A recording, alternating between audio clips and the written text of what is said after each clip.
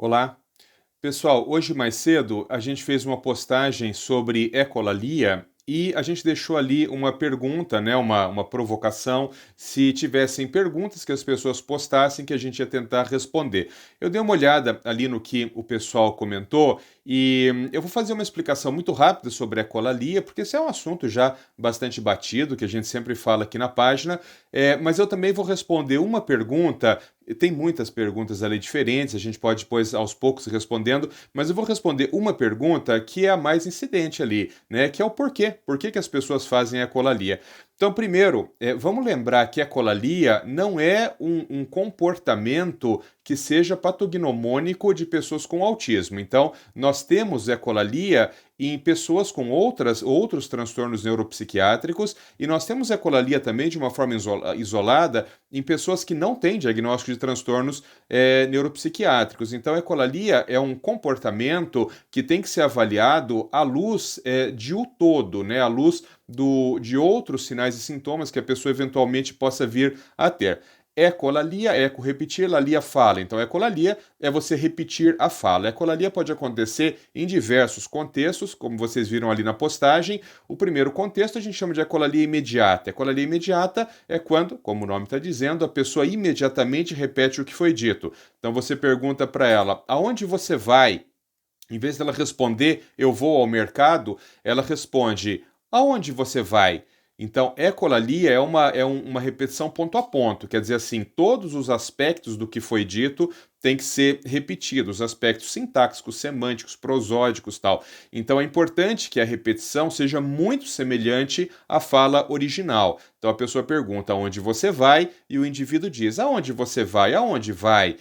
Então, essa é a ecolalia imediata. O que é a ecolalia tardia? Também, como o nome está dizendo, a pessoa vai repetir o que foi dito depois de um período variado de tempo. Então, por exemplo, a criança está muito excitada com alguma coisa, ou está num período de muita frustração, ou está num período de ócio em que ela está sem fazer nada, ou, por exemplo, ela está entretida brincando com alguma coisa, e ela solta uma frase que ela ouviu de um desenho animado, por exemplo, ou ela solta alguma frase de um personagem que ela gosta muito.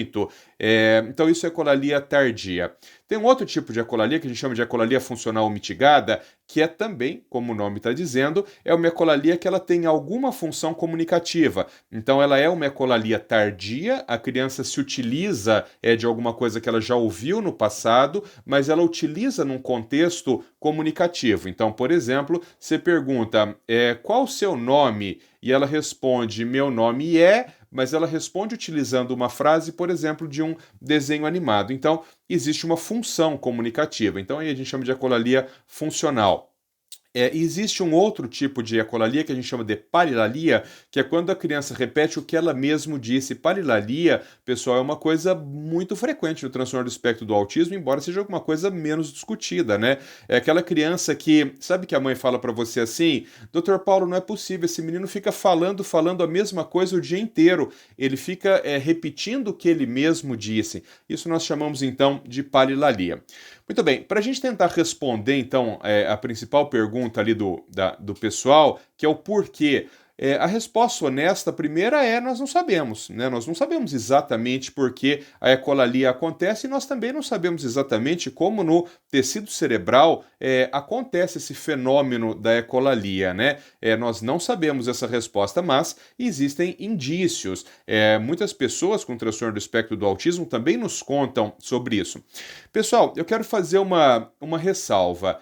Vocês já pensaram quando, por exemplo, vocês estão à noite, sozinhos, tomando banho, e você começa a cantar uma música? Então vamos lá, de novo. Você está sozinho, pelado, tomando banho, e você começa a cantar uma música. Alguém já se perguntou por quê? Você quer comportamento mais bizarro do que esse? Você cantar uma música enquanto você está sozinho tomando banho? E todo mundo faz, é muito frequente. O que você está fazendo? Você está ecoando tardiamente o que uma pessoa disse. Então, um cantor cantou a música, você memorizou e agora você está ecoando. Para que vocês percebam que a ecolalia ela acontece de uma forma social. As pessoas têm esse comportamento, né? Ou quando a gente ocasionalmente ecoa uma frase que a gente disse, a gente utiliza uma frase, por exemplo, de um filme em determinado contexto social. Então, a ecolalia não é uma coisa rara, é uma coisa extremamente frequente, só que muitas vezes no contexto comunicativo aquilo passa batido, mas é muito frequente. Então, vamos lá.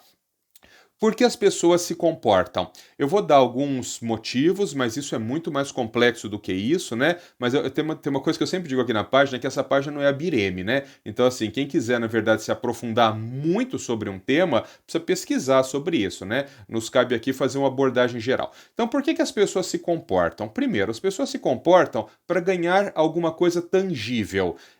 Por exemplo, quando você vai para o seu trabalho, quando você vai trabalhar. Por que você vai trabalhar? Você pode falar assim, eu vou porque eu gosto, eu vou porque é divertido para mim, eu preciso trazer utilidade para minha vida. Muito bem. Mas no final das contas, você vai trabalhar para ganhar dinheiro. Tá certo?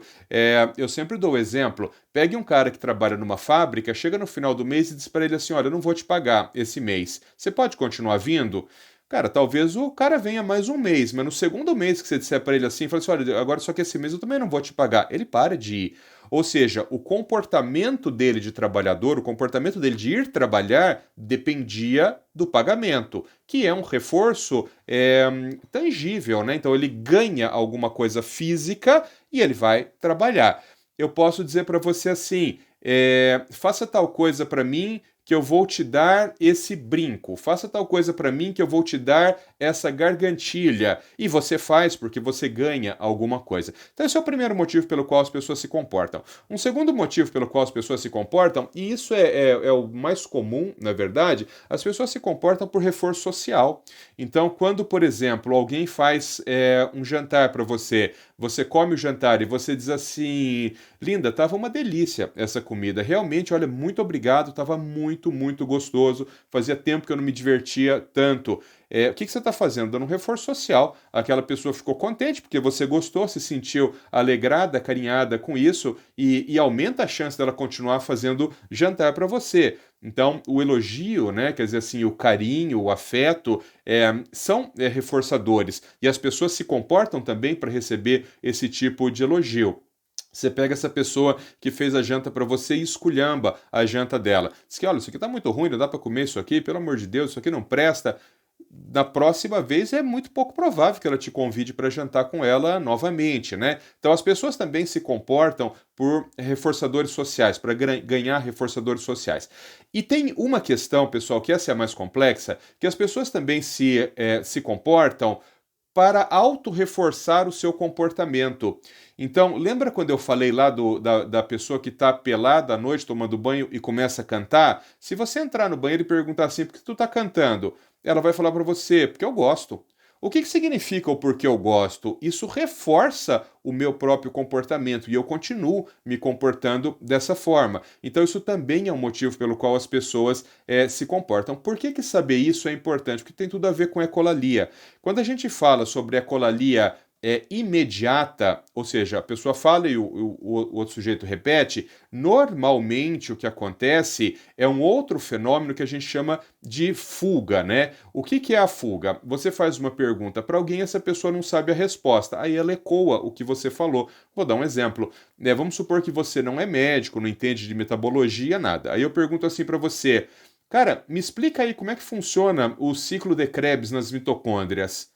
Aí tu fala, ciclo de Krebs nas mitocôndrias. Isso não foi uma resposta. Você ecoou o que eu falei. Por que você ecoou? Porque você não sabe a resposta.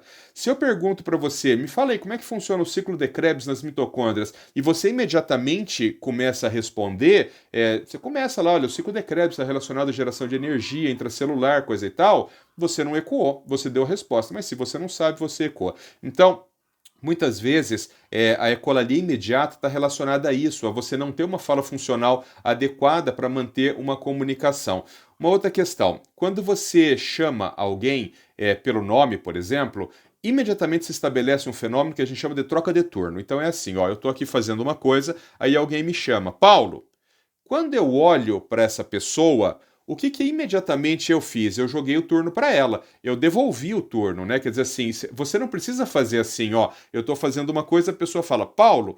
Aí eu olho para ela e falo, o que é? Você me chamou? O que você quer de mim? Não. Quando eu olho para a pessoa, imediatamente eu devolvi o turno e ela começa a falar comigo. Então é assim, eu estou fazendo aqui, ela fala, Paulo, eu olho para ela e ela fala assim, você pega lá um copo de água para mim? Agora, imagine que uma pessoa fala para você assim, Paulo, e aí você olha para ela, só que o seu cérebro não entende exatamente o fenômeno da troca de turno. Aí, quando você olha para ela, você tem uma chance muito grande de simplesmente repetir o que ela falou. Então, ela fala, Paulo, você olha e fala, Paulo. Ou seja, ecolalia imediata também é uma falta de fenômenos, é uma falta de compreensão de alguns fenômenos elementares da comunicação. Isso é uma coisa. E a ecolalia tardia? A ecolalia tardia, pessoal, ela é muito mais misteriosa, né? A ecolalia tardia normalmente está relacionada ao reforço automático. Então, porque lembra do cara lá cantando no banho sozinho? A ecolalia tardia muito frequentemente está relacionada a isso. Então, a pessoa está ou no momento de muita ansiedade, ou no momento de frustração, ou no momento de muita ociosidade, e para gerar auto-reforço, eu vou colocar isso entre aspas, tá? Para se sentir bem, para autorregular o seu comportamento, para sentir algum nível de prazer, ela ecoa alguma coisa que ela ouviu. Então, uma outra pergunta que tinha muito lá também é assim, tá, mas então o que que faz? Como que resolve isso, né? Não existe uma abordagem específica para ecolalia. Não adianta você dizer para a pessoa, falar assim, para de repetir, começa a falar direito, cortar, não adianta, porque se essa pessoa tivesse essa capacidade comunicativa, ela não estava ecoando, ela estava respondendo de forma funcional, né? Então, a única forma de melhorar a ecolalia, de diminuir a ecolalia, é quanto mais fala funcional você ensina para a pessoa. Então, quanto mais fala funcional a pessoa tem, menos ecolalia ela tem. Nós vamos voltar a abordar esse tema no futuro, porque eu quero ensinar também sobre a neurofisiologia da ecolalia e como ela se esbarra com a neurofisiologia da fala de expressão, mas isso é uma coisa mais complexa, no futuro eu volto a falar sobre isso. Um abraço.